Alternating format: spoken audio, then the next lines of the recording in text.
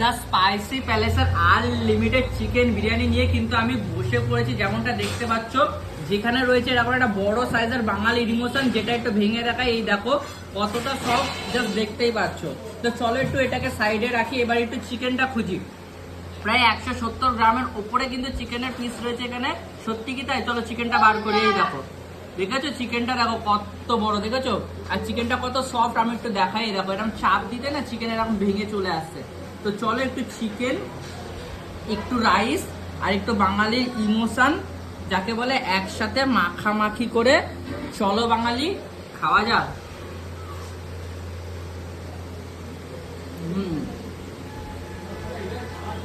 সত্যি কথা বলি গাইস, বিরিয়ানির রাইসটা কোনো উগ্র গন্ধ নেই। নর্মালি কিছু কিছু বিরিয়ানিতে উগ্র যে গন্ধটা থাকে, সেই উগ্র গন্ধ নেই। আর চিকেনটা, স্পেশালি চিকেনটা নিয়ে বলি, চিকেনটা কিন্তু ড্রাই না। নর্মালি কি হয়, অনেক জায়গায় চিকেন খাই আমরা, বিরিয়ানির চিকেনটা ড্রাই থাকে, ভেতরে কোনো মশলা থাকে না। কিন্তু এই চিকেনটা যথেষ্ট জুসি। সত্যি চিকেনের ভেতরে কিন্তু মশলাগুলো ঢুকেছে।